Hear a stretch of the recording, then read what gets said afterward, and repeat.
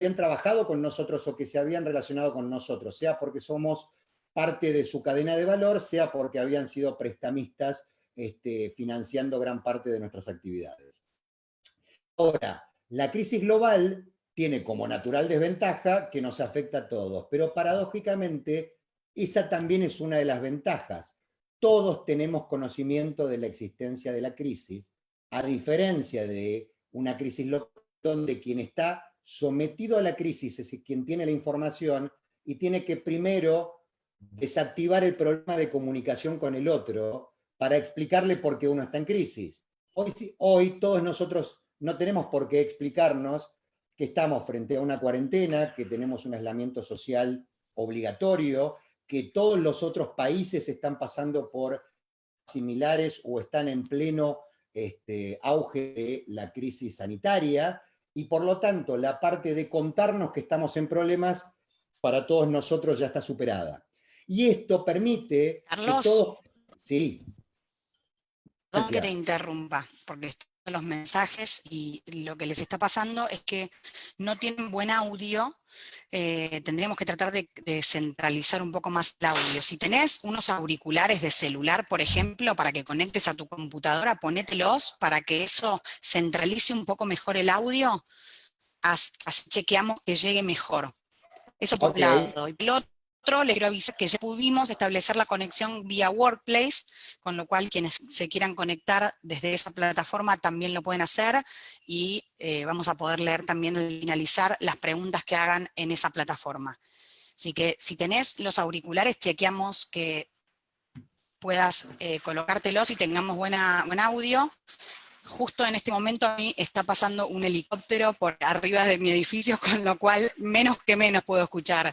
Pero vamos a ver si mejora un poco, porque lo que me están mandando como mensajes es que tu voz sale un poco distorsionada, y es porque tal vez se pierde un poco con la mala conexión que hay, porque internet está desbordado en todos lados. Te doy paso a vos, Okay, así bueno, chequeamos. ahora ves que estoy casi prácticamente como un DJ, con lo cual no sé si resolvió en parte el problema de sonido. Escuchando Contame vos. perfecto, así que te doy continuidad y sigo contestando los mensajes a quienes tuvieron inconvenientes. Ok, retomo entonces. Bueno, como dije, prácticamente la necesidad de adaptarnos es conocida, y en este caso, teniéndonos a nosotros como participantes de un webinar multitudinario, nos empezamos a dar cuenta que tenemos que adaptarnos. Acabo de incorporar un elemento adicional que tenía la fortuna de tener a mano y que tal vez nos permite ayudarnos a continuar con el webinar de una manera mucho más ordenada, pero esto justamente es trabajar una solución coordinadamente. Una crisis local donde las soluciones individuales podían ser más tentadoras y donde esta sensación de que yo tal vez primero me puedo salvar sin necesidad de coordinar con vos para hacerlo, era mucho más palpable. Dato de contexto, primero fundamental, estamos todos pendientes y sometidos a lo que en derecho se llaman hechos del príncipe. ¿Cuáles son esos hechos del príncipe? Básicamente que el Estado empieza a dictar leyes y normas que nos vinculan y que nos van cambiando el territorio de juego y las reglas con las cuales nosotros tenemos que coordinar con el otro, incluyendo dentro de esos otros al Estado. Claramente, la norma más comprensiva son o las leyes o el decreto de necesidad de urgencia. Todos estamos en este momento en aislamiento social obligatorio derivado de la imposición de un decreto de necesidad de urgencia, y a la vez hay muchos hechos del príncipe que surgen por las normas que se aplican a cada uno de los sectores y en cada una de las geografías o comunales o provinciales. Vale decir, además de que nosotros, por el solo hecho del coronavirus, por su impacto financiero y por su impacto económico, que ahora vamos a ver juntos, tenemos que estar resolviendo, tenemos además que nos van cambiando de una manera tal vez también necesaria las reglas dentro de las cuales nos tenemos que poner de acuerdo. Primer impacto, decididamente el financiero, es el que todos tienen de forma inmediata, es el que de alguna manera nos preocupa como si fuera la primera señal de nuestro termómetro, y esto En principio sucede en 4 órdenes de magnitud. El primero, obviamente, son nuestras disponibilidades de caja, porque tenemos demoras en la cadena de pagos, porque en algunos casos se puede romper la cadena de pagos, y finalmente porque dentro de aquellas operaciones que nosotros estábamos esperando que sucedan, nuevas ventas o crecimiento de nuestra cartera de productos y servicios, obviamente que por imperio de la desconfianza del consumidor, empiezan a bajar esas proyecciones de ingresos. Por lo tanto, primera restricción, tengo menos caja y tengo la expectativa de tener menos.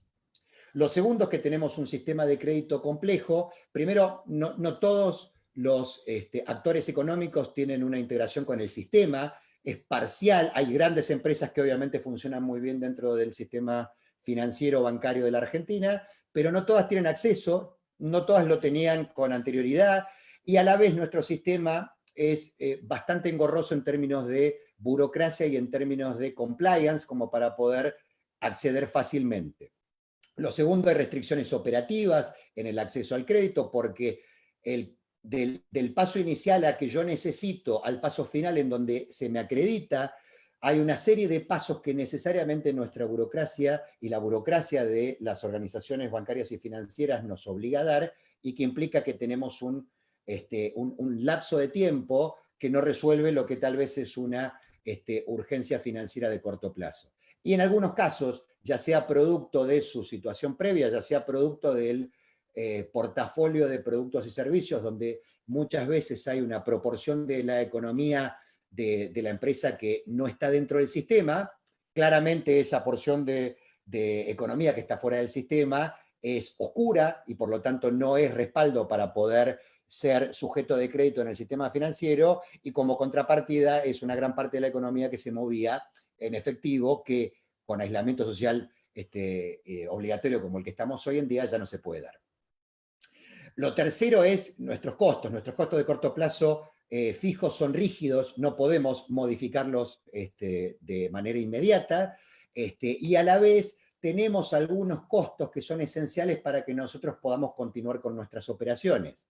Todo esto en un contexto de presión fiscal que era alta al inicio de esta crisis, que es posiblemente una presión que no se modifique demasiado y que el Estado hoy está probando cómo puede manejar esa palanca de presión y de necesidad de recaudación, precisamente porque el Estado era interventor por definición con anterioridad a esta crisis, y en esta crisis es básicamente uno de los escenarios en donde, independientemente de la posición que políticamente uno sostenga, no hay dudas que el Estado interventor es un sujeto activo, y que lamentablemente, como todos estamos aprendiendo, el Estado también está aprendiendo, y muchas de estas medidas van a ser estocásticas, van a ser bastante más discrecionales, y podemos tener que estar lidiando con marchas y contramarchas en materia del apoyo fiscal que el Estado tal vez nos pueda llegar a dar. Lo segundo es, tenemos un impacto fuertemente desde lo económico. Primero porque podemos esperar sin ninguna duda que hay una recesión que se viene desde el punto de vista global, que lamentablemente se suma a un escenario recesivo local. Nosotros no solo tenemos que lidiar con que en el marco de la globalización el resto del mundo va a estar achicándose, sino que nosotros estábamos en un proceso recesivo preexistente. Lo segundo es que también, y de alguna forma esta es una de las causas subyacentes a la recesión, habrá una reducción de la demanda porque el consumidor tiene menos confianza en el porvenir. No sabemos cuánto tiempo va a durar esta crisis, y por lo tanto, al no saber con de alguna manera precisión si tenemos un tiempo de final, todos vamos a estar primero resguardando nuestro poder adquisitivo. Lo segundo es que nosotros como consumidores en la rueda económica vamos a tener nuestros ingresos disminuidos, el acceso al crédito va a ser mucho menor, y último pero no menos importante, no nos estamos pudiendo mover. Aquello que pueda transaccionarse vía comercio electrónico definitivamente va a ayudar a que la demanda tal vez no se reduzca de manera sensible, pero nuestra curva de adaptación no va a ser tan rápida como para que nuestra imposibilidad de movernos no reduzca nuestra demanda de manera sensible. Lo otro es, también somos sujetos que ofrecemos y vamos a ofrecer menos, porque estamos aprendiendo a coordinar acciones de manera remota, En algunos casos esto tal vez es imposible, la producción de ciertos elementos tal vez requiera de la presencia física de los colaboradores que deben producirlo, y esto en aislamiento social y una cuarentena estricta es imposible, y esto también va a repercutir en que la cadena de abastecimiento puede estar comprometida y por lo tanto yo voy a poder producir mucho menos si no cuento con los insumos necesarios para hacerlo. Finalmente, la confianza no nos afecta como consumidores, sino que nos afecta también como productores. Primero tenemos que lidiar con un capital de trabajo que está acotado y que está restringido, tenemos menos confianza, lógicamente, para invertir, y decididamente que en este contexto el crédito va a tener que canalizarse de una manera muy selectiva a aquellos sectores que nos ayuden a superar la crisis, y por lo tanto va a haber mucha más restricción para el resto de las actividades. Lo que voy a contar ahora, yo pretendo que lo tengan como una información fundamentalmente para utilizar cuando todo lo que vamos a hablar después no les dio resultado y lo que tienen que hacer es trabajar como apagando un incendio de manera unilateral. No es una herramienta desde la cual iniciar el proceso de adaptación y de negociación de sus compromisos. Sin embargo, es claramente una serie de conceptos que desde el derecho son rápidamente aplicables a situaciones como la que nos ocupan. 4 institutos centrales. El primero, caso fortuito, fuerza mayor. Habrán escuchado hablar, aquellos, por ejemplo, que tienen una actividad agropecuaria, saben que hay ciertas situaciones que uno puede prever y hay ciertas situaciones que están fuera del alcance de la planificación más absoluta. El caso fortuito, fuerza mayor, implica que un hecho sea naturalmente imprevisible, ni en nuestra mejor imaginación podríamos haber previsto esto que está sucediendo. Y lo segundo es que aun cuando nos hubiéramos imaginado, de hecho, se ha viralizado una charla TED de Bill Gates en donde Gates habla de la posibilidad de que haya una pandemia como la que estamos en este caso transitando, aún sabiéndolo, pueden llegar a ser inevitables sus consecuencias. Ahora, caso fortuito, fuerza mayor, lo que permite desde el derecho es que yo le diga a mi contraparte, señor, no puedo cumplir con lo que le dije que iba a cumplir, y esto lo que me permite decirle es que hasta acá hemos llegado, rompemos el contrato y yo no tengo responsabilidad por haberlo roto. Lo segundo es que haya una excesiva onerosidad. Esto implica que con el advenimiento de la crisis, con la llegada de la crisis y el impacto económico y financiero que ya hemos visto, hacer lo que yo me comprometí a hacer tiene un costo tan astronómico que no puedo llevarlo a cabo sin que mi operación directamente entre en quiebra y sea ruinosa. Lo tercero es que justamente como yo estoy vinculándome con el otro, tengo herramientas que me permiten decir, voy a esperar a ver qué hace mi otra parte y recién allí voy a decidir o voy a cumplir con mi compromiso. Voy a esperar que el otro me pague para poder entregarle el producto o el servicio. O voy a esperar que el otro me entregue el producto y el servicio para que yo eventualmente pueda liberarle algún pago comprometido. O eventualmente observo cómo la crisis afecta al otro. Ahí se perdió mi imagen.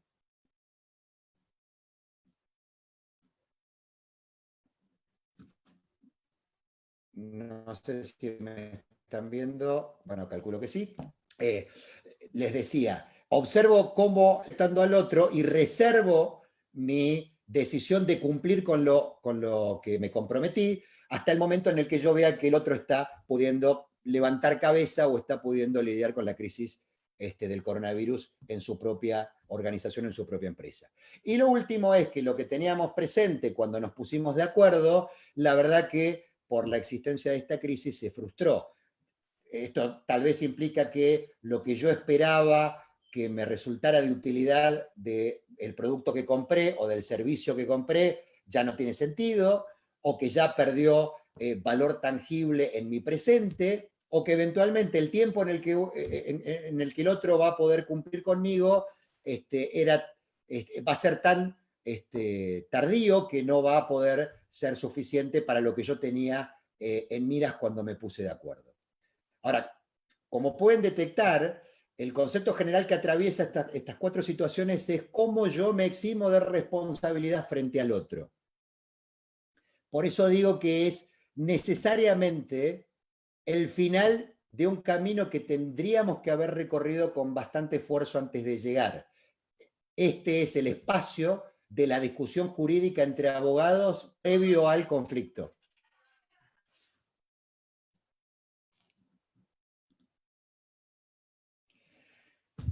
Por lo tanto, volvamos a hacer el retroceso de la película y pongámonos en el paso inicial, que es el trabajo reflexivo.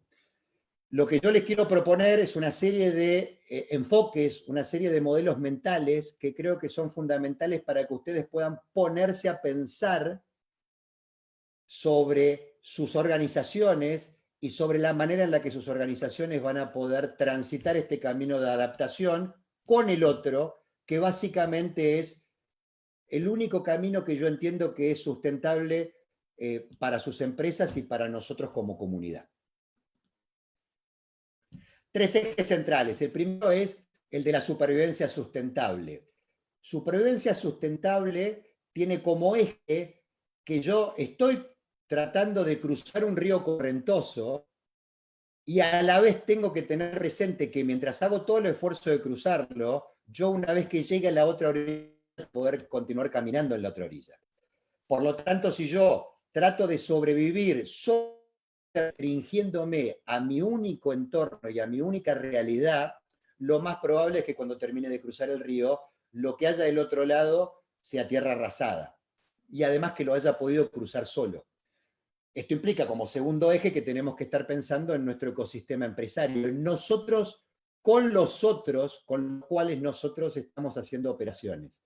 Y finalmente, que para que podamos transitar una supervivencia de manera sustentable y lo hagamos dentro del concepto de ecosistema empresario, tenemos que iniciar un camino de renegociación condicional.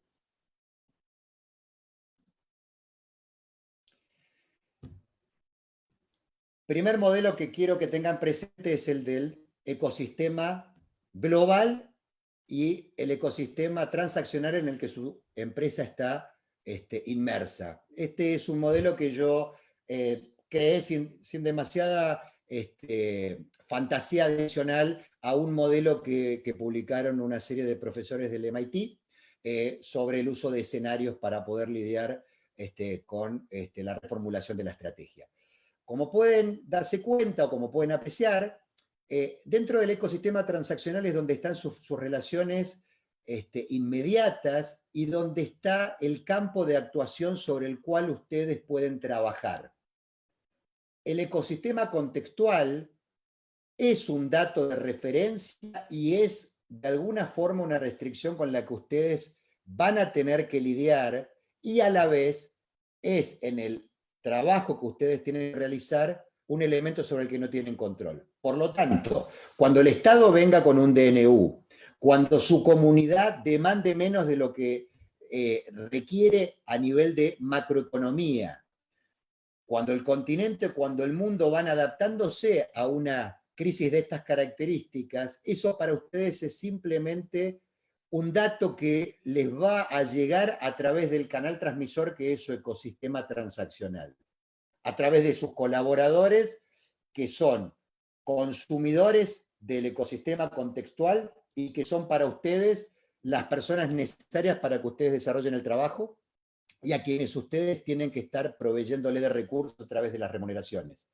Sus clientes que quieran que ustedes cumplan sus compromisos, sus proveedores de quienes ustedes esperan que cumplan con los suyos, sus competidores, porque aquí hay trabajos sectoriales para realizar. Recuerden que uno de los hechos del príncipe tiene que ver con normas que el Estado va a dictarle a ciertas actividades, a la salud, al transporte logístico, a tal vez las telecomunicaciones. Cada uno de esos sectores tiene un trabajo para hacer de manera inteligente, reflexionando sobre qué es lo que su sector necesita y qué es lo que su sector puede proveer de manera proactiva para poder interactuar con el Estado y reducir este costo de prueba y error que muy posiblemente el Estado nos obligue a transitar si es que lo dejamos diseñar las normas sin que tenga nuestro aporte. Y finalmente, habiendo ya hablado de los reguladores en el marco del derecho del príncipe, están los inversores, nosotros como dueños de nuestros negocios, o eventualmente aquellos accionistas que son capitalistas en el negocio que nosotros gestionamos y administramos.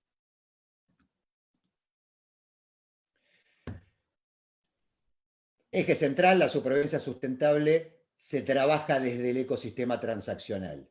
Vale decir que la reflexión de cuáles son los elementos centrales que ustedes tienen que tener en cuenta para trabajar implican pensar en estas relaciones que ustedes tienen con cada uno de los sujetos de ese ecosistema. Con dos preguntas centrales. ¿Qué deben cumplir conmigo de forma esencial y qué debo cumplir con otros de forma esencial?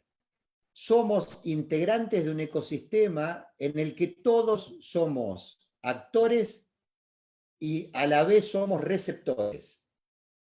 Decidir qué deben cumplir conmigo de forma esencial es clave para que yo sepa cuáles son las conversaciones que tengo que tener con mis proveedores, para que no me dejen de suministrar insumos clave, con mis colaboradores, para que aquellos que son imprescindibles para que mis operaciones sean sostenidas en el tiempo, entiendan y compartan por qué tienen que brindar su como recurso humano de trabajo. Y a la vez, ¿qué debo cumplir yo con otros de forma esencial? ¿De qué forma yo estoy integrándome en la cadena de valor de mis clientes, también de mis colaboradores, también de mis proveedores como cliente, y que yo debería intentar cumplir para que precisamente el ecosistema no se dañe?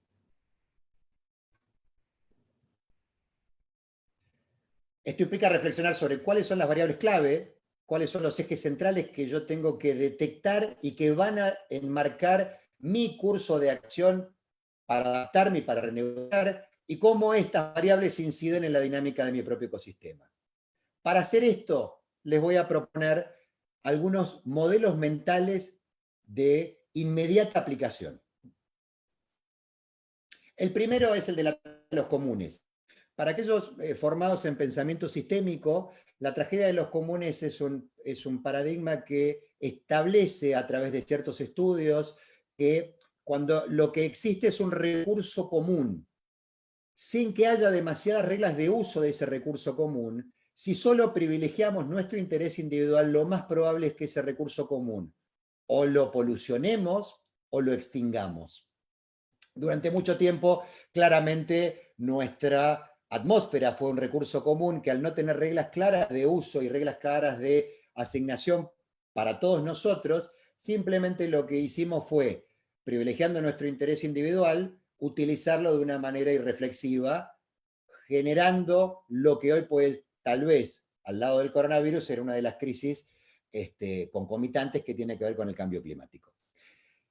En este caso, yo los invito a pensar que el recurso común es la caja del ecosistema. Es cierto, comparto y entiendo que el primer paso es preservar nuestra caja. Todos tenemos que diseñar una estrategia y una serie de acciones que nos permitan sostener nuestras disponibilidades y, a la vez, reconocer que nosotros somos parte de un circuito que tiene que fluir y que si todos nos comportamos como sujetos que restringen excesivamente y de una manera inopinada el uso de su propia caja, lo que vamos a hacer es que se congele la caja de todo el ecosistema. Y esencialmente, el cumplimiento de nuestras prestaciones también es imprescindible para mantener el otro recurso común, que es que nosotros continuemos en operación. Es cierto que hay una serie de restricciones económicas que vimos al inicio que nos impactan de una manera irreversible. Y a la vez, nosotros tenemos que seguir en funcionamiento. Pensar cuáles son las variables clave que lo permiten es algo que tenemos que hacer desde el pensar qué hago yo para los otros y qué hacen los otros para mí en el marco de ese circuito común. Lo segundo, si bien es cierto que es una frase bastante remanida, no por eso, si se quiere, es una frase menos aplicable. En toda crisis hay una oportunidad y hay un modelo mental que tiene que ver con el diseño de organizaciones que sean antifrágiles. Primero, ¿cuáles son las variables claves sobre las que ustedes tienen que trabajar? El primer elemento sobre el que los invito a pensar es cuáles son las variables que directamente me sacan del juego, cuáles son los elementos que me transforman en una organización que se extingue si yo no los mantengo en funcionamiento. Lo segundo es que las acciones inmediatas que ustedes pueden tomar son aquellas que les permitan transitar la crisis. Si se quiere desde el punto de vista del soportarla, nos va a transformar en organizaciones más resilientes. Y a la vez, el objetivo es que ustedes puedan transformarse en organizaciones antifrágiles. Si ustedes tienen caja para 30 días porque su política financiera fue irreflexiva antes de la crisis, ustedes entran decididamente en situación de fragilidad en esta pandemia. Y por lo tanto, lo primero que tienen que hacer es trabajar sobre cómo incrementar esas disponibilidades para transformarse en resilientes. Ahora, el proceso de transformarse en antifrágiles implica también revisar cuáles son las acciones que lo llevaron a tener una caja y un capital de trabajo tan escaso. Si ustedes son productores de un bien que tiene insumos clave, si ustedes tenían un stock reducido, cuando ahora estas operaciones de abastecimiento están comprometidas, tal vez ustedes tengan simplemente operaciones para 30 días. Ahí son frágiles. Tal vez ustedes tengan ese problema de abastecimiento porque no tuvieron la cantidad suficiente de proveedores.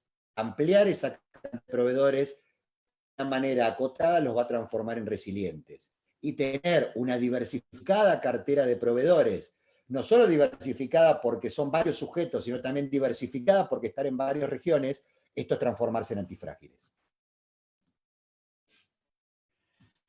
Lo tercero, una vez que identifiquen las variables clave, lo que tienen que diseñar son dos políticas inmediatas. La primera política es cómo van a transitar, cómo van a mejorar esa variable de una manera resiliente.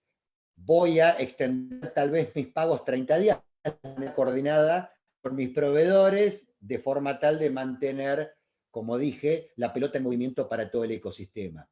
Voy a pagar sueldos de manera prioritaria. Voy a pagar proveedores de manera secundaria y voy a pagar al Estado tal vez en último lugar. Ahora, tener un margen de seguridad significa también pensar justamente en que esta crisis tiene por definición un plazo incierto de terminar, un plazo incierto de cuándo va a ser el momento en el que nosotros vamos a poder estar haciendo negocios como de costumbre. Por lo tanto, donde ustedes pensaron que necesitan tener a sus colaboradores trabajando de manera remota por 30 días, el margen de seguridad implica darse cuenta que tal vez tendrían que diseñar una práctica para que estén trabajando por 90 o por 120.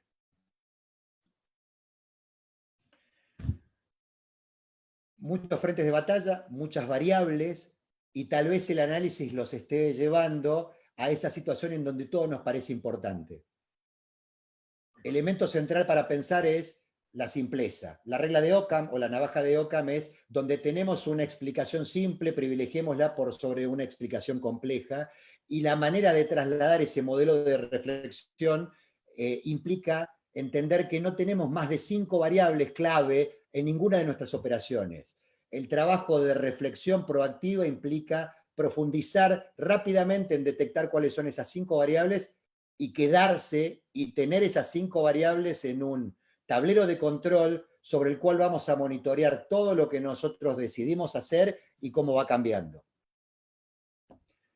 Dicho lo cual, el siguiente elemento central es el mapa no es el territorio. Cuando nosotros elegimos un curso de acción, lo hicimos pensando en que nuestro diagnóstico es correcto y a la vez, precisamente por la dinámica que tiene una crisis de estas características, donde todos estamos aprendiendo, es fundamental tener como recordatorio de que lo que hicimos fue diseñar y que cuando los datos de la realidad empiezan a ser consistentes con el mapa la salida inmediata, es adaptar nuestro modelo y no casarnos básicamente con lo que es un esquema que nos facilita el curso de acción, pero nos cierra, si pensamos que ese esquema es único, toda posibilidad de aprendizaje. Cuando estamos en una crisis, lo primero que surge es esta necesidad de creer que lo primero que hay que hacer es transitar el río, pero que lo único que hay que hacer es transitar el río, prestándole solamente atención a la corriente. Y esto a la vez es cierto, pero en paralelo tiene que tener uno un ojo sobre cuáles son las consecuencias de segundo orden. Si yo dejo de pagarle a todos mis proveedores porque estoy privilegiando mi caja de corto plazo, una consecuencia indudable de segundo orden es que he roto todas mis relaciones con mis proveedores. Si yo hago esto porque hoy tengo el poder de manejar la caja de manera unilateral, decididamente cuando lleguemos a la otra orilla, lo que vamos a tener son muy pocas relaciones, muy pocos proveedores y condiciones de aprovisionamiento que tal vez hagan perder toda aquella ventaja que uno supuso que sacó cuando defendió la caja de una manera unilateral. ¿Cómo detectar cuál es la situación de fragilidad? Básicamente piensen en la empresa como una ecuación y multipliquen toda esa ecuación por aquella variable que transforma el resultado en cero. El modelo de multiplicar por cero lo que nos invita es a darnos cuenta que si nosotros tenemos una gran cantidad de elementos que vamos sumando y con los que creemos que construimos una sinergia empresaria, pero hay un solo factor que multiplica todo eso por cero, el resultado es prácticamente la extinción. Multiplicar por cero implica detectar de aquellas 5 variables cuál es la clave que si yo no estoy resolviendo, directamente me quedo sin operación. Si yo no estoy resolviendo cómo voy a trabajar con mis colaboradores de una manera remota y mis ingresos son cero y no tengo manera de reducir mis costos fijos, lo que yo tengo allí es una variable que multiplica por cero, que son básicamente mis ingresos. Entonces ya sé que el trabajo que tengo que empezar a hacer es el de crear nuevas fuentes de posibles ingresos. Y ustedes también deben haber accedido a la información que les muestra cuando hay hoteles que obviamente ya no pueden dedicarse a su actividad principal, que es la hotelería, pero han encontrado como actividad alternativa el transformarse en lugares que reciben a aquellas personas que tienen que hacer cuarentena o eventualmente ser lugares de camas adicionales para lidiar con lo que pueda llegar a ser la crisis exponencial de nuestro sistema de salud y de camas disponibles. Pareto, es sencillo para quienes lo conocen y tal vez fundamental para quienes no. El principio de Pareto dice que en general en todos o en toda organización muy poquitas variables las que impulsan el 80% de los efectos. Concéntrense desde el modelo de Pareto en aquellas que tienen mayor apalancamiento para poder transitar su organización esta crisis de manera sustentable. Nuevamente, consecuencia de segundo orden implica detectar cuál es su Pareto para sobrevivir en el corto plazo, teniendo presente que va a haber un día después en el que nosotros tenemos que seguir haciendo negocios con nuestro ecosistema.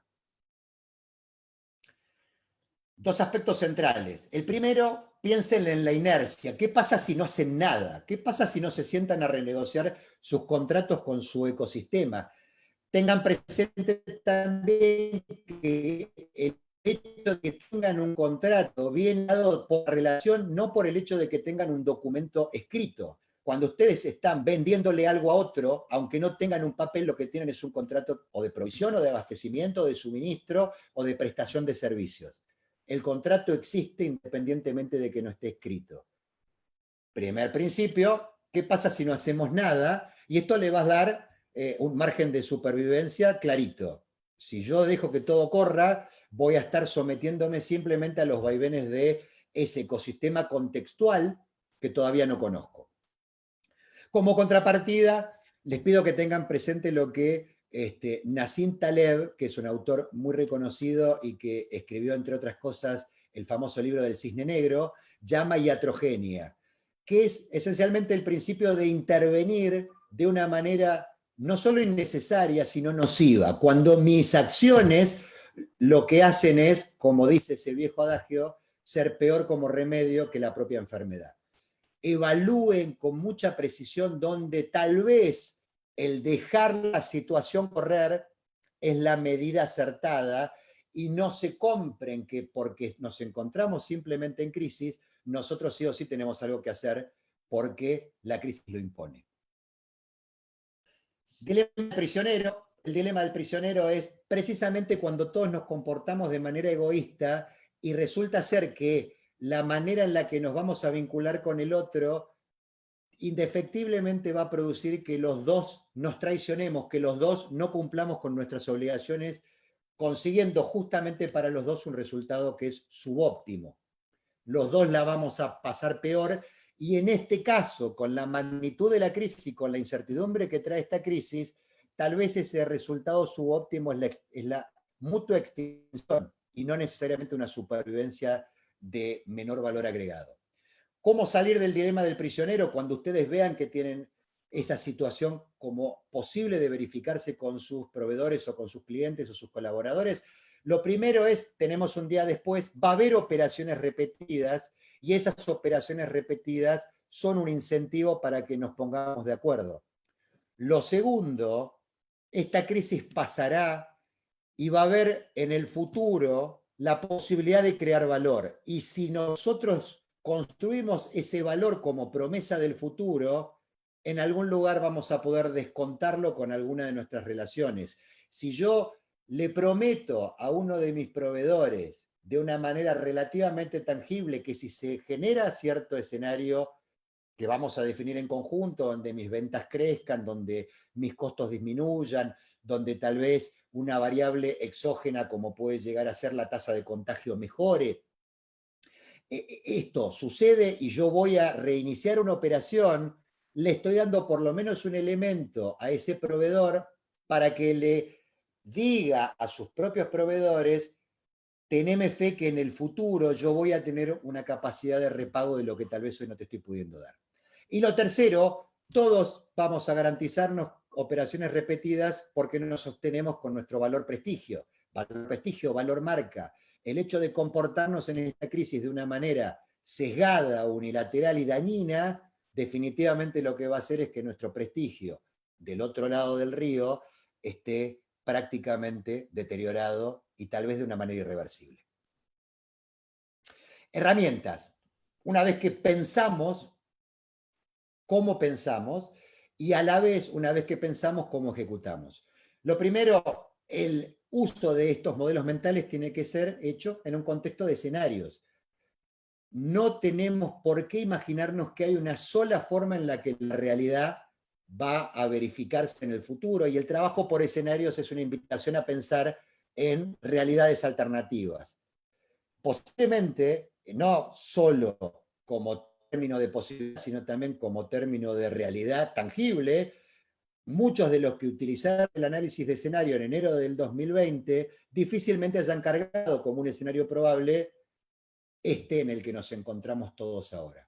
Esto es cierto. Y a la vez no quita que el trabajo en modelos de escenarios, en reflexión sobre qué es lo que podría pasar, nos va a permitir a nosotros ver cómo evolucionan aquellas variables que nosotros definimos como clave. 4 elementos centrales para pensar escenarios. Primero, la paradoja Stockdale. Para aquellos que hayan leído un libro de Jim Collins que se llama Good to Great, o de buenos a grandiosos, conocerán esta paradoja en donde James Stockdale fue el militar de mayor rango que estuvo preso en la guerra de Vietnam en manos del Vietcong. Y fue uno de aquellos que lograron sobrevivir a lo que fue su crisis de supervivencia, que era transitar su prisión y lograr llegar con vida a casa. Cuando le preguntan por qué pudo hacer esto con éxito, dijo que hubo 2 cosas, y de allí la parada que tuvo en mente. La primera, nunca tuvo dudas de que el final de su situación iba a ser un final feliz, que iba a mirar con ojos de optimismo el final de la película. Y a la vez nunca dejó que ese optimismo le pusiera una cortina, un velo a la apreciación cruda de la realidad que estaba pasando. Estaba en una situación de enfermedad, estaba con escasez de alimentos, era torturado, era maltratado, y él reconocía que eso estaba pasando. Si solamente uno se concentrara en la mirada optimista, lo que pasa es que la mirada optimista puede llegar a terminar contaminando, que nos demos cuenta que vamos a vender menos, que tal vez dentro de 60 días no tenemos ingresos, que tal vez nuestros colaboradores que hoy están trabajando de manera remota en algún lugar empiecen a ni siquiera poder hacer eso porque tal vez formen parte de la enfermedad coronavirus, y desde ese lugar apreciar crudamente lo que tienen a la mano es tan central como tener confianza en que ustedes van a salir airosos de esta situación. Lo segundo, en la discusión de escenarios, eviten utilizar a la emergencia como un comodín. No solo como un comodín desde el lugar en donde cualquier explicación se corta porque estamos en esta situación porque nos agarró el coronavirus y por lo tanto dejamos de detectar aquellos problemas que preexistían, que tal vez nuestra política financiera fue arriesgada e incorrecta antes de que el coronavirus lo que haga simplemente es agravarla, que tal vez si nuestros colaboradores no quieren prestar mucha de su energía para nosotros es porque nuestra cultura empresaria y porque nuestra política de relación con ellos no era buena desde el inicio, porque finalmente hay ciertas situaciones que la emergencia lo que hizo fue simplemente potenciarlas y no dispararlas, y por otro lado, tampoco utilicen a la emergencia como un comodín que lo fuerce simplemente a actuar. Algo que hacer, entonces suspendemos todos los pagos de una manera radical, porque lo primero que hay que hacer es protegerse. Como contrapartida, el pensar en escenarios implica pensar en probabilidad de esos escenarios. No tenemos que casarnos con que nuestro análisis es rígido y está escrito en piedra, y a la vez tenemos que darnos cuenta que nuestro análisis es simplemente uno de los posibles escenarios futuros. Pensar en términos de probabilidades significa hacer nuestras afirmaciones de la manera más intuitiva y a la vez matemática que nos permita nuestro conocimiento, y por otro lado, corregir sistemáticamente cuando la realidad empieza a modificar esas probabilidades. Y el cuarto punto, el pánico es decididamente un mal consejero, pero el miedo desde la medida precautoria en esta situación sí es un buen consejero. Pero las acciones tienen que ser desde la precaución sistémica, de la precaución que contempla que formamos parte de una cadena y yo tengo que ser precavido con el otro, precavido conjuntamente con mis colaboradores y no solamente de una manera unilateral. Comité de crisis. Se habló mucho de esto en estos últimos tiempos. Yo quiero dejarles simplemente 5 aspectos centrales del comité de crisis para pensar cómo adaptarse y para pensar sobre la estrategia de renegociación. El primero, decididamente tiene que ser diverso para tener varios puntos de vista que nos permitan construir escenarios de una manera más creativa con puntos de vista alternativos. Lo segundo es que tiene que ser interactivo. Lo tercero es que tiene que ser dinámico. Interactivo implica que aquí hay un ida y vuelta y donde tenemos líderes que tienen un estilo de conducción que solo implica contar cuál es mi postura y bajar la línea. Este no es el momento para ese liderazgo en el momento de reflexionar sobre los cursos de acción. Es el momento de ese liderazgo para ejecutar el curso de acción que hayamos deliberado y decidido. Y dinámico porque tenemos que estar constantemente adaptándonos a las nuevas circunstancias que nosotros tenemos que estar revisando de forma periódica, y por lo tanto casi les diría que el comité de crisis, si no tiene una reunión diaria, debería tener por lo menos una reunión cada 2 días. Y el comité de crisis ampliado, entiendo que es una salida novedosa e implica que cuando mi decisión en comité de crisis va a afectar a alguno de los integrantes de mi ecosistema, entiendo que es de una buena política ampliar esa decisión integrando en ese espacio a mi comité de crisis, al comité de crisis de mi colaborador, al comité de crisis de mi proveedor, al comité de crisis de mi cliente. La herramienta de estrés financiero, de esto también se habla bastante en estos días, y yo lo que le quiero es ofrecer 5 distinciones. La primera, hagan el primer análisis desde la inercia. ¿Qué pasa si no hacemos nada? Y van a detectar cuál es su escenario catástrofe de caja cero y van a poder ver cuál es el tiempo en el que ese escenario se verifica. Adicionalmente, piensen en un escenario en donde no van a tener un solo ingreso y van a tener que administrar los ingresos que tienen por ahora liquidados, y la elección que ustedes tienen que tomar es cómo trabajan sobre sus egresos. Y desde ese ejercicio y del ejercicio de la reflexión inicial, van a poder establecer con precisión cuáles son las variables claves sobre las que tienen que empezar sus conversaciones. Y esas son las conversaciones que les van a indicar cómo trabajar en el kit de renegociación que vamos a ver dentro de un rato. ¿Con qué objetivo? Con que también estemos pensando en cuál es el estrés financiero del ecosistema.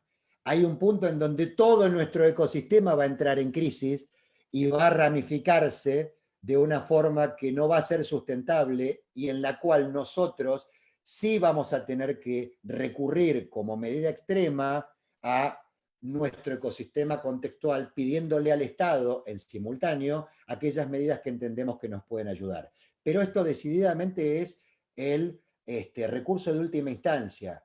Lo que ustedes tienen que trabajar es un análisis donde asumen que el Estado es un ancla y no un colaborador. ¿Qué tenemos? 5 preguntas centrales. ¿Qué tenía que hacer y qué tienen que hacer conmigo? Porque la renegociación empieza por pensar si puedo modificar lo que yo tenía que hacer. Por pensar, por ejemplo, en el caso de los hoteles, que yo lo que tenía que hacer era dar un servicio de excelencia a mis huéspedes, y hoy lo que tengo es un servicio de logística para los convalecientes o para las personas que están en cuarentena en mi establecimiento. Que si yo tenía que brindar un servicio de consultoría en marketing digital para optimizar los canales de venta, hoy tengo que dar un servicio de marketing digital acelerado para transformar la estrategia de venta de mis clientes. Que si yo tenía que entregar un producto que hoy no puedo fabricar, tal vez tenga otro qué de la mano de mi estructura de colaboradores ociosa que yo puedo poner a disposición como un prestador de servicios que le ayude a otro integrante de mi ecosistema a realizar mejor sus operaciones. Lo segundo es quién. El quién en algunos contratos está acotado por cláusulas estrictas de exclusividad. Decididamente que este es un escenario en el cual esa exclusividad está puesta en tela de juicio. El pensar el quién implica, primero, definir si solo mi proveedor me puede, valga la redundancia, proveer de aquello que yo necesito. O puedo recurrir a otro sentándome con mi proveedor exclusivo y coordinando con él cuánto va a ser el tiempo de duración y de revisión de ese tiempo que nos vamos a tomar para que él me libere de la exclusividad y yo pueda aprovecharme con otro. O quién puede llegar a ser el cliente al que yo puedo hoy estar dándole una mano distinta de aquella que yo me imaginaba en el inicio. El cómo. ¿Cómo yo me obligué a hacer las cosas? ¿Me obligué a dar un servicio presencial? Bueno, hoy la adaptación implica pensar cómo voy a dar ese servicio de manera remota. ¿Cómo entregaba yo un producto? Yo fabricaba productos que tenían que ver con la cadena de valor de mi cliente. Sentarse con el cliente implica redefinir si hay algo en ese cómo en el que podemos estar trabajando juntos para diseñar mi operación en función de su necesidad. Porque si bien es una pandemia global, lo cierto es que las regiones van a tener impactos distintos y evoluciones distintas. Y tal vez lo que yo no puedo entregar desde Buenos Aires, lo pueda entregar desde Córdoba, tal vez yo no puedo recibir en Buenos Aires, pueda recibir en Córdoba. Y el cuándo es Básicamente una de las preguntas centrales. Yo dije que iba a entregar esto en 30 días. ¿Lo puedo entregar en 60? ¿Lo puedo entregar en 90? ¿Cambia? ¿Se acuerdan aquello que habíamos visto de la frustración del fin desde el derecho? ¿Cambia esto el fin que esperó el otro? Ese fin que esperó el otro, ¿lo podemos redefinir juntos? Cada uno de estos interrogantes primero implica que ustedes van a pensarlo unilateralmente, pero trabajarlo bilateralmente o multilateralmente si su ecosistema lo permite. Con lo cual llegamos al punto de cómo hacer esto cuando nos tenemos que sentar a la mesa con el otro. 3 ejes centrales. Todos tenemos miedo. Todos estamos con el miedo que nos da la incertidumbre, la imposibilidad de definir tiempos de duración de la crisis, la imposibilidad de saber a ciencia cierta si aún mi escenario catástrofe es lo suficientemente catástrofe.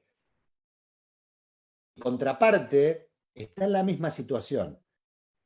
Y el iniciar la conversación con el otro tiene que tener como primera medida el poner todos nuestros miedos arriba de la mesa, porque vamos a poder juntos de esa manera darnos cuenta de cuál es el miedo que tiene el otro de que yo no le cumpla, o cuál es el miedo que tengo yo de que no me cumpla.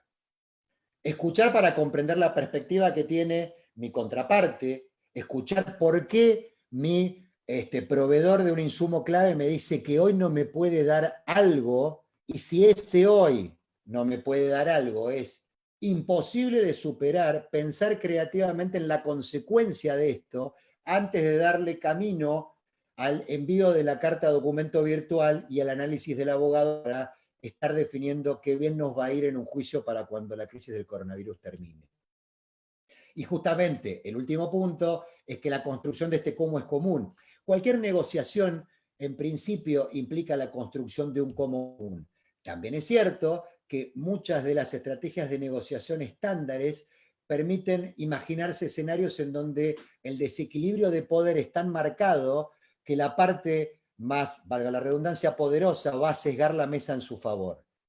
Sí es cierto que hay situaciones en las que esto puede estar pasando y varias respecto. La primera, no es el momento para que esa situación de desequilibrio del poder sea utilizada, sino más bien para que esa situación de desequilibrio de poder le permita al integrante que más capacidad tiene en nuestro ecosistema ser el que más ayude a sostenerlo. ¿Por qué? Porque él también tiene que cruzar el río y tiene que encontrarse con que hay un campo verde para sembrar detrás del tránsito de este río turbulento y no tierra arrasada.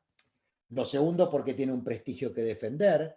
Y lo tercero también es porque, en definitiva, el utilizar esta herramienta de una forma desequilibrada, lo que implica es una propiedad de contaminación que también, por efecto, si se quiere, del pensamiento del segundo orden, va a terminar modificando y alterando esa situación ventajosa que pretendía tener en la negociación bilateral con nosotros, mi contraparte, y que eventualmente le va a venir porque habrá un proveedor suyo que no le va a poder cumplir o un cliente suyo que no le va a poder cumplir. Esa es precisamente la característica global de esta crisis que de alguna forma facilita este tipo de conversaciones. Esencial en la comunicación, central. La comunicación es clave en cualquier negociación y en este tipo de negociaciones que tenemos que tener en el contexto que ya les comenté es definitivamente imprescindible. Lo primero, franca y abierta. En algunos casos, y es cierto también, ocasiones en donde reservarse la porción de información que uno cree que es esencial para sentarse con el otro me pone ventaja negociadora. No es el momento en que esa información se reserve, justamente porque del otro lado hay miedo. No hay solo reserva o desconfianza, del otro lado hay miedo. Y una comunicación franca y abierta que le explique y que le muestre los fundamentos de mi explicación de por qué no puedo cumplir al otro, va a permitir que nosotros construyamos ese como común y no que estremos en ese juego de suma cero y en el dilema del prisionero desde la desconfianza. Por lo tanto, hay que pecar por exceso. Es preferible que yo abra mis números de producción, que yo abra mis números financieros, que yo abra mis números de toda mi operación con aquellos de mis colaboradores imprescindible hacerlo, con aquellos de mis proveedores que definí, ¿se acuerdan en ese análisis de determinación de variables clave que son centrales? Y darle más información que la necesaria. Tampoco creo que sea el momento de anclarse en el convenio de confidencialidad y puntillosa de sus cláusulas. Porque la comunicación tiene que estar centrada en aquellos factores que nos permitan construir información común, porque el objetivo es construir ese cómo común renegociado.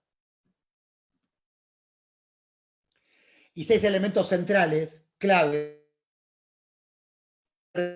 Primero, no hay vacas sagradas, está todo arriba de la mesa. Todas las cláusulas del contrato hoy están abiertas a discusión porque estamos frente a magnitudes mayúsculas. Y a la vez, como hay un día después, cualquier renegociación tiene que ser sustentable. Tienen que estar pensando en que si yo rompo la exclusividad que me garantizaba que mis clientes solo me compraban a mí, lo tengo que hacer de una manera tal que cuando cruzamos el río, automáticamente esa exclusividad pueda volver a estar en vigor.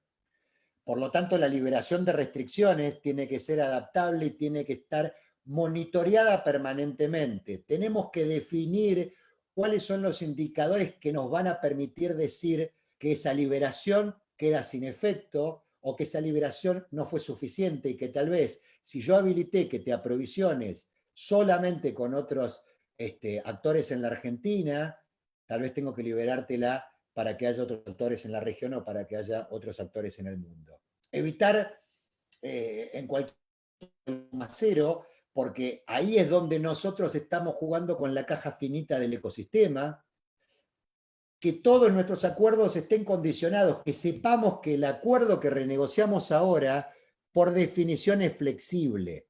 Y a la vez, cuando construimos nuestra comunicación común, lo que hicimos fue establecer cuáles son las señales que nos van a permitir darnos cuenta si esa flexibilidad fue suficiente o no. Si son nuestras ventas comunes, si es mi caja, si es mi capacidad de pagar sueldos, teniendo presente que a la vez nuestro contexto se va modificando, va mutando, y que si hay un nuevo hecho del príncipe o una nueva ley, nosotros tenemos que adaptar nuestras operaciones a esa nueva ley. Y lo último, tengamos presente que la documentación de nuestros acuerdos es igual de central que lo era antes cuando hacíamos negocios bajo el contexto de normalidad. No estar ahora pensando en el papel como elemento central y en el abogado como un actor que define mi renegociación es claramente el camino a seguir. Y a la vez hay que ser prolijos en que nuestros acuerdos queden en un formato que nos permita a nosotros volver al pasado, mirar ese formato e interpretar juntos que efectivamente nos pusimos de acuerdo de la manera que ese documento dice. Hasta acá llegué con lo que es mi exposición para compartir con ustedes. Le voy a ceder el uso de la palabra a Florencia para abrir un espacio de preguntas y respuestas con ustedes. Sí, Carlos, les recuerdo a todos que en la opción de Q&A, donde me estuvieron comentando que tenían algunos inconvenientes con el audio o con ver la presentación, ahí mismo pueden hacer sus preguntas. Tengo algunas que ya las fueron haciendo, así que a quienes están conectados a Workspace les pido que escriban allí en los comentarios y yo se las leo oralmente a Carlos. Voy con la primera que nos consulta Pablo. Dice, ¿cuánto tiempo consideras que deberíamos tener en fondos líquidos actualmente y post-coronavirus? En principio yo creo que la definición de los fondos al detalle depende de tu propia operación. Sugiero en esta instancia es primero, prácticamente en una encuesta que se hizo hace poquito en la comunidad, se habló de que la mayor parte de nuestras empresas tiene caja para poder transitar 60 días. Creo que 60 días es el plazo mínimo sin margen de seguridad.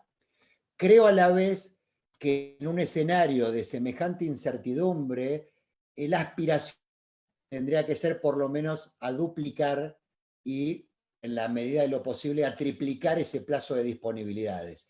Yo creo que 6 meses es el plazo prudente para contar en términos de repetición de operaciones, en tanto y en cuanto esos 6 meses sean compatibles con lo sustentable para tu ecosistema. Si vos vas a lograr construir esa caja secando a tu proveedor, y tu proveedor lo que va a producir es un efecto contagio en la caja del ecosistema, lo que creo es que vas a lograr darte tu propia chalupa para quedar como un náufrago. Esencialmente, desde el punto de vista de recomendación general en abstracto, que no deja de ser otra cosa que una opinión, yo pensaría por lo menos en 4 meses a 6 meses como rango aspirable a modificarse en función de tu propia operación y a la vez a modificarse en función de las conversaciones que vos tengas con tu ecosistema. Excelente, vamos con la pregunta de Julián, que nos dice, empresas como Telecom u organismos del Estado, en donde hemos tenido que parar las obras, no nos quieren certificar lo ejecutado, incluso en obras al 98%. ¿Cómo haces para negociar esa situación si ellos tienen todo el poder? Bueno, es un poco lo que dije al inicio. Es cierto que muchos de los actores de nuestra economía, lo primero que han hecho es tal vez subirse a su propio barco y decidir, en este caso, cerrar todos los grifos y de manera unilateral tratar de desencillar hasta que aclare.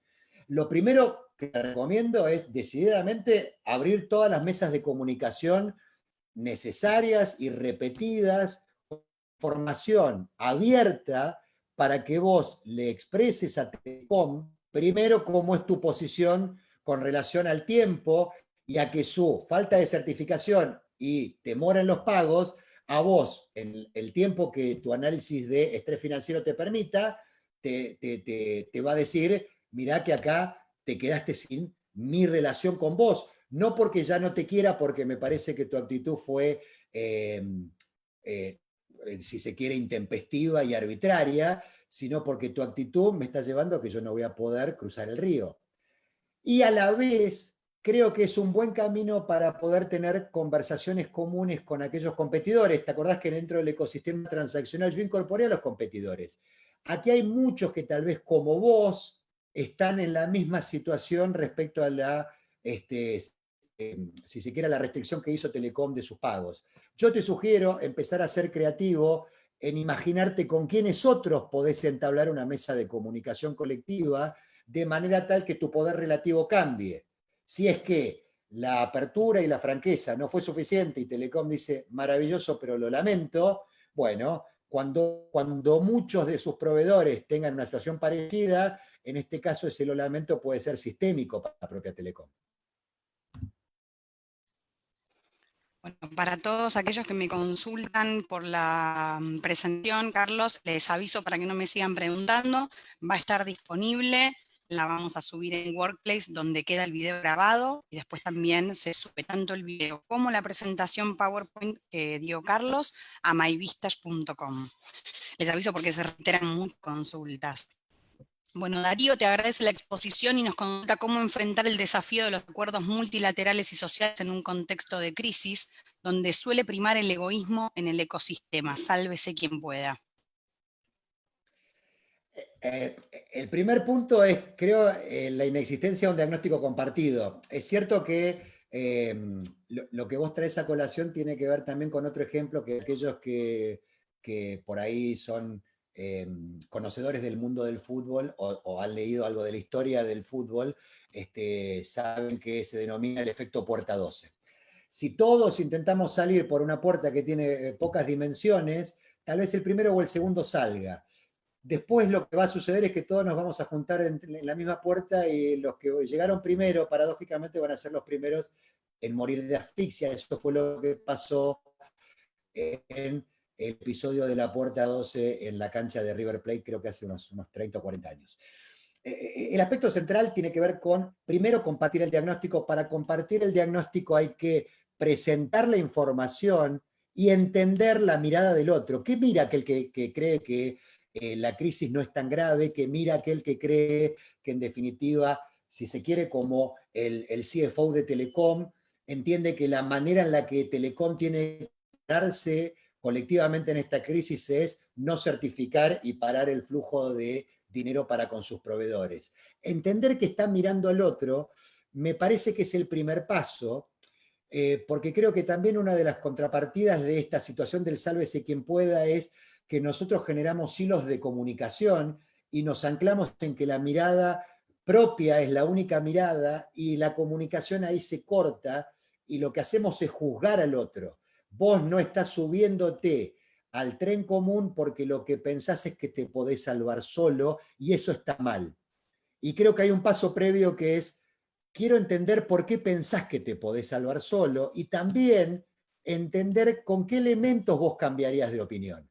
¿Qué le falta al CFO de Telecom para que él en su propia manera de mirar el mundo entienda que no está tomando la decisión correcta? Me parece que la primera parte pasa por allí.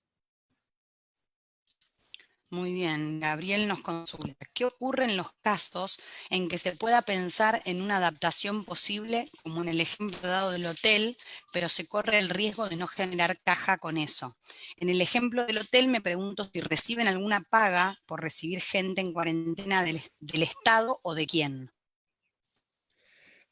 Dos aspectos. Cuando yo diseño un uso alternativo de mis recursos o de mis activos, lo estoy haciendo por ahora desde la imaginación, con lo cual creo que el paso necesario en esa imaginación es también pensar cuál es el capital de trabajo que vas a necesitar para sostener ese uso alternativo y que cuando se lo propongas a quien va a ser tu contraparte, ahora voy a tomar como ejemplo el del hotel, vos le presentes cuál es el flujo de fondos que te permite seguir brindando ese servicio o produciendo y entregando ese producto de forma alternativa. Por lo tanto, en el caso del hotel, en las conversaciones está el capital de trabajo que el Estado, si es que es el Estado al que vos le estás brindando el servicio, te tendría que garantizar para que vos continúes con la operación. Sino lo que también el Estado va a tener es un doble problema.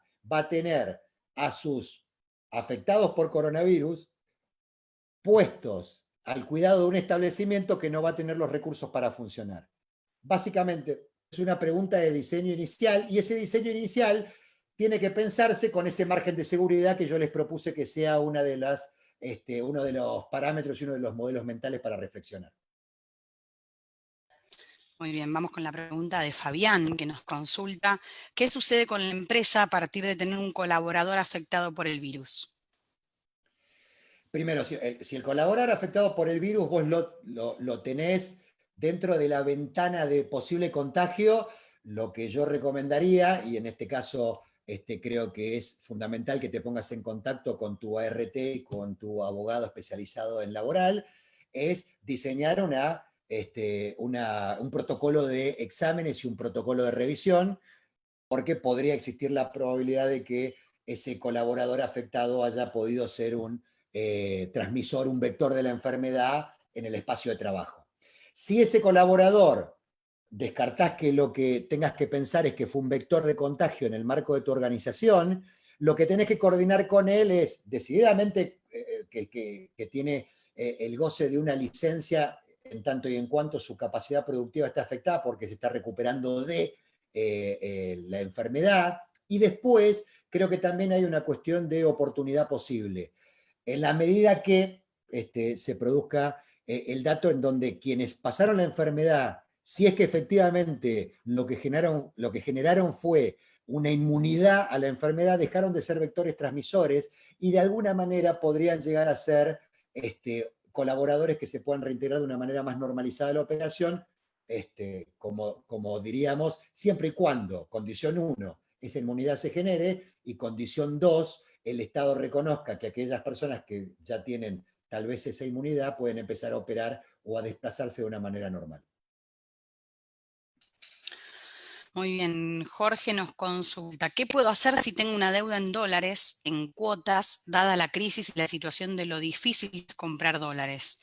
Una posibilidad sería negociar la diferencia que hay entre el dólar comercial y los otros dólares. ¿Conviene suspender hasta que aclare la negociación para no perder liquidez? Primera situación, muchos de los contratos, y en particular algunos de los que fueron préstamos u obligaciones denominadas en dólares, tienen una cláusula que dice que uno renunció a la teoría de la imprevisión o al caso fortuito. Dicho lo cual, creo que precisamente por la naturaleza de esta crisis, aún estas cláusulas, como dije cuando hablé de los 6 elementos imprescindibles, se pueden poner arriba de la mesa. Por lo tanto, primer aspecto, creo que la restricción de únicamente puedo pagar en dólares estadounidenses es decididamente uno de los elementos con los cuales hay que sentarse y renegociar. Lo segundo, creo que efectivamente la decisión primaria tiene que ser parar el pago, simultáneamente abrir una comunicación en la que yo cuento por qué voy a parar el pago y explico por qué voy a parar el pago. ¿Por qué? Primero porque el pagar hoy no es solo descapitalizarse y por lo tanto incorporarme una restricción adicional a cómo es mi flujo futuro, sino también porque le voy a dar una dinámica de normalidad a un flujo de pagos que tal vez no lo tenga, ya sea porque mañana yo no puedo acceder al mercado de cambios, ya sea también porque, como nuestra crisis particular impactó en un escenario recesivo, donde a la vez teníamos una restricción cambiaria, no es improbable que esa restricción cambiaria se profundice y por lo tanto la imposibilidad de hacerse de los dólares sea absoluta. Así que creo que las dos cosas van en paralelo. Creo que hay que preservar la caja en dólares mientras uno abre el canal de comunicación explicando por qué esa preservación es el interés mutuo y no solo en el interés individual. Muy bien, Matías nos consulta. En la organización de eventos, ¿cuál es tu opinión sobre a partir de cuándo se podrá empezar a proyectarlos? Más allá que sabemos que no hay un fin confirmado de la epidemia. ¿Cuál sería la mejor estrategia a tu criterio? Lo primero que yo trataría de pensar es qué finalidad satisface el evento. O sea, creo que tu primera pregunta, que es ¿hasta cuándo? Es la verdad que absolutamente improbable saberlo, no solo por la dinámica propia de la crisis, sino también, y en este caso por un juicio de valor particular, por la manera en la que creo que nosotros nos aproximamos a esta crisis. Todavía creo que no tenemos los datos suficientes para poder identificar en qué parte de la curva de crecimiento de la epidemia estamos. Y si no lo podemos hacer, esto es porque no tenemos información que nos diga que los casos que estamos testeando son un reflejo razonable de lo que está pasando con la epidemia, temo que la salida prudente es extender y restringir esta cuarentena todavía más. Dicho lo cual, creo que en este lapso de tiempo donde lo que hay es justamente capacidad para reflexionar, el punto implica pensar qué satisface el evento, qué necesidad cubría el evento y de qué manera. O bien, tal vez hay posibilidades de construir experiencias de eventos remotos, o bien los recursos con los que vos contás, tal vez tenés payasos, tal vez tenés cocineros, tal vez todos esos recursos, la verdad que son valiosos para poder pasar el rato o para poder capacitarnos o para poder darnos soluciones alternativas a aquellos que necesariamente tenemos que estar interactuando de una manera tan impersonal como es a través de una cámara. Entonces, creo que tu primer paso es pensar precisamente desde la creatividad en fuentes alternativas de ingresos, asumiendo en tu estrés financiero que vos vas a tener ingresos cero, por lo menos por los próximos 3 a 4 meses. Bien, Carlos, vamos con la consulta que hace Antonella, que dice: Carlos, ¿cómo estás? Mi consulta es sobre cómo iniciar relaciones contractuales en este marco, tomando en consideración que no hay probabilidad de certificar firmas ni documentación presencial y la mayoría de los representantes de las compañías no cuentan con firma digital. Lo mismo con la extensión de avales. ¿Qué recomendás? Primero, existen herramientas en el mundo que son de una manera bastante similares a lo de la firma digital, con la única diferencia que quien te certifica autenticidad es el proveedor del servicio. Lo tiene Adobe en su programa Acrobat, hay programas como PandaDocs, DocuSign, hay opciones en el mercado que te van a permitir tener lo que yo llamaría una certificación por entidad privada. Y precisamente en este contexto extraordinario, creo que con esa certificación vos vas a tener un elemento bastante robusto para demostrar que el contrato existió. Primer paso. Y a la vez nuestro Código Civil y Comercial contempla que haya mecanismos que te permitan identificar la autoría de quien se puso de acuerdo con vos a través de medios digitales.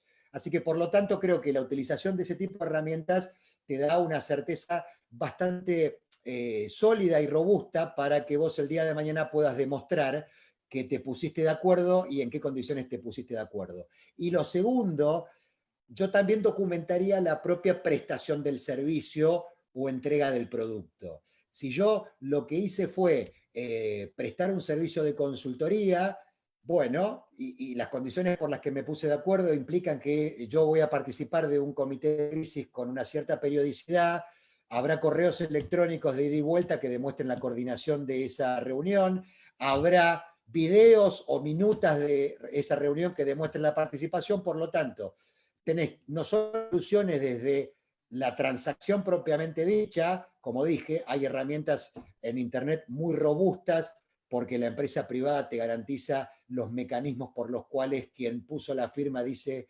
ser quien es y ellos te dicen es auténtico, sino también en el día después con el cumplimiento del servicio, con la entrega del bien. Bien, también nos consultan qué ocurre con la situación de último recurso, sin ingresos, empresas sin operar, sin posibilidades de hacer teletrabajo, como por ejemplo en gastronomía. ¿Sería correcto empezar a pensar en los últimos recursos, esperar a la acción del Estado Nacional, recorte para futura reapertura? Primero, de alguna manera similar a cuando yo no puedo hacer absolutamente nada, lo primero sobre lo que trabajaría es, dado que no puedo hacer absolutamente nada, lo que sí puedo hacer es ponerme a trabajar de manera creativa en qué cosas hoy no estoy viendo que pueda hacer. En gastronomía hay muchos locales que tienen la posibilidad de tener una operación reducida en la medida que haya delivery o que haya entrega a domicilio. Este puede ser un vehículo para que esos ingresos no sean cero. Como dije también, si tu recurso es la gastronomía y tenés gente que sabe cocinar, hay mucha gente que no sabe cocinar. Si tu recurso es administrar de manera eficiente la compra de insumos, podrías tal vez dar cursos de capacitación sobre cómo comprar mercadería, podrías darnos cursos de capacitación a los hogares sobre cómo abastecernos de manera inteligente, con lo cual, primer paso, si no tenés nada para hacer desde el punto de vista de tu producción normal, como por ejemplo un delivery, o el recorte de costos, y claramente que mientras vas esperando la solución del sistema, lo que yo te propongo que pienses es creativamente cómo generar fuente alternativa de ingresos.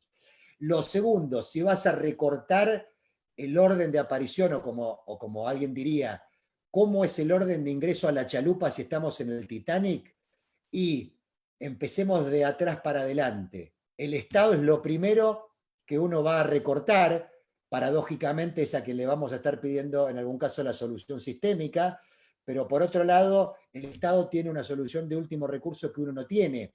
Si yo me quedo sin caja, yo no puedo emitir fioranis para pagarle a mis acreedores, pero el Estado puede emitir pesos que son sus fioranis. Por lo tanto, de alguna manera, tal vez en la crisis tal vez en el pensamiento del segundo orden nos encontremos con una aceleración de la inflación, pero lo cierto es que cuando estamos hablando de evitar chocarnos con el iceberg, tal vez no haya otra alternativa. Entonces, primero recorto Estado, lo segundo, siendo que yo asumo que recortaste gastos superfluos, lo segundo que trato de recortar es paulatinamente proveedores, y antes de recortar a cero a los proveedores, yo entiendo que tiene que haber un recorte parcial de los colaboradores que te permita tener una operación, si se quiere, en suspenso, pero con la cual vos puedas cruzar el río. Si nada de esto sucede y vos estás en un escenario de quiebra, bueno, muy probablemente el sistema tenga que empezar a dar soluciones con relación a presentaciones de quiebra y concurso que hoy por hoy, en el marco de la cuarentena, no están pudiendo hacerse, pero que seguramente en los próximos días va a haber algún tipo de soluciones de esas características. Muy bien, Carlos, vamos con las últimas dos, porque lamentablemente nos extendimos mucho en el horario. Primero que nada, muchos comentarios que te agradecen la exposición, la claridad y las herramientas que les brindas en este contexto de imprevisibilidad general. Así que agradecen mucho. Y vamos con la pregunta de Luis, que nos dice: con el efectivo que uno tiene, que representa 2 veces la masa salarial, que quiero privilegiar, con el efectivo que uno tiene, que representa 2 veces la masa salarial, quiero privilegiar, y estando absolutamente cerrados, ¿cuáles son los proveedores que deberíamos privilegiar? Perdón por la consulta, pero me costó interpretar la estaba escrita. ¿Qué proveedores Bueno, deberían privilegiar? Eso nos consulta. bueno, en el ejercicio de reflexión proactiva, vos tenés que definir justamente eso, entre otras cosas. Si hay un proveedor que es clave para tu operación, porque te da un insumo sin el cual vos no tenés operación y por lo tanto vas a mantener durante 60 días a tus colaboradores, pero solamente vas a poder producir en 30, te diría que ese es claramente un proveedor que está en la primera línea de satisfacción. Si hay un proveedor que de alguna manera es fundamental para que no solo vos continúes en operaciones, sino también para que en el día después vos tengas una empresa que continúe pudiendo hacer negocios como de costumbre, es también uno de los proveedores que vos deberías estar privilegiando. ¿Cómo te vas a dar cuenta de eso? Y esencialmente en ese análisis que yo te propongo hacer con diferentes modelos mentales, uno de los cuales es cuáles son las 5 variables claves. Tenés un recurso que es crítico, ese proveedor definitivamente tenés que atenderlo y tenés que ponerte en comunicación con él.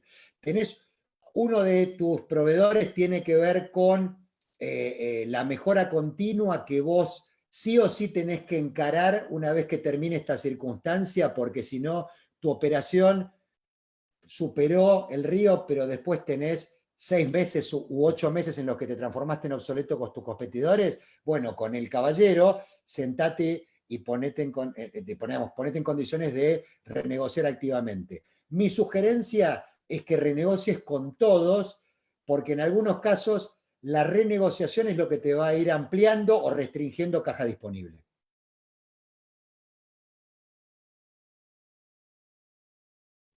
¿No te escucho, Florencia? Vamos con la Ahora última, que es de Matías, y nos consulta: centrando la mirada en el comercio, hay variables clave: empleados, alquileres, proveedores e impuestos. ¿Cómo encarar la negociación con cada uno? Más que nada con alquileres. ¿Qué sería y cómo encarar una buena negociación? Bueno, lo primero es abrirla. Básicamente, ¿por qué? Porque uno puede sentirse con esta tentación que el ecosistema contextual me va a resolver el tema alquileres, ya sea porque los va a congelar, ya sea porque va a impedir el inicio de acciones de desalojo, ya sea porque, en definitiva, mi locador de alguna manera tiene como dato rígido que yo estoy dentro de su propiedad. Entonces uno puede verse tentado a decidir unilateralmente el pago del alquiler. Obviamente esto está al alcance por esto mismo que estoy diciendo. El contexto puede darnos una herramienta en donde de alguna manera uno lo mira a los ojos al dueño del local y de establecimiento y le dice, lo lamento. Ahora, creo que también hay una situación que tiene que ver con el tránsito de todo o nada. No entrar en el juego de suma cero me parece que es fundamental para preservar la relación con mi locador y a la vez teniendo presente que en ese pensamiento de segundo orden, mi contrato de alquiler en algún momento se va a vencer y yo lo voy a tener que renovar. Entonces, primer paso, sentarse a renegociar plazos, modos, pagos parciales, la posibilidad de cambiar el qué. Es cierto que mi locador espera que yo le pague pesos. Ahora, nos juntamos juntos, ¿qué otra cosa de valor tengo que le puedo dar? Creo que la clave está en abrir esta conversación y en ponerse en ese modo de como común. Tenemos un problema juntos, ¿cómo hacemos para trabajarlo juntos? Dado que mis colaboradores no solo están primero porque yo elija ponerlos primero, sino también están primero porque el sistema te impone ponerlos primero y en definitiva porque son parte de una rueda de consumo que necesitamos que se deteriore lo menos posible. Bien, Carlos, vamos con la última. Esta es vía Workplace de Diego. Dice, los permisos de circulación para desarrollar tareas impostergables para el normal funcionamiento de industrias como ser la alimenticia, ¿los tiene que extender algún organismo o solo exhibir la declaración jurada citando el DNU es suficiente? Sobre eso dos cosas. En principio entiendo que va cambiando. Hay normas sectoriales, yo no estoy informado sobre el detalle puntilloso de cuáles son las normas de cada uno de los sectores. Entiendo primero que efectivamente hay una declaración jurada que la propia empresa puede emitir. Lo que yo te sugiero es que consultes el boletín oficial. En la página web lo que hay es un digesto de normativa de coronavirus, que incluye no solo el DNU, sino las normativas particulares. En ese caso vos vas a poder acceder a las normas sectoriales que te van a decir si existe un modelo, quién es el que debería diseñarlo en términos de organismos y poder acceder a ese organismo para bajarlo. Lo otro que te recomiendo también es, acordate que en el ecosistema transaccional tenés competidores, gente que está haciendo lo mismo que vos, y tenés en algunos casos cámaras empresarias que nuclean a esa gente que hace lo mismo que vos. Pedí consejo y colaboración en aquellos espacios en donde hay competidores del mismo sector. Y en última instancia, la comunidad Vistage en la que nosotros hoy nos encontramos es también una buena fuente de información para poder diseñar modelos que sean robustos para cuando tu gente salga a la calle. Excelente, Carlos. Muchísimas gracias a todos por haber participado. Le pedimos disculpas por los inconvenientes que tenemos con Internet. Como todos saben, cada uno tiene su conexión vía domiciliaria, entonces tenemos algunas interrupciones. Los esperamos a todos en nuestro próximo webinar en el día de mañana de 11 a 12 con Martín Leal. Y la temática va a ser Gestión Financiera en Extrema Volatilidad Argentina 2020.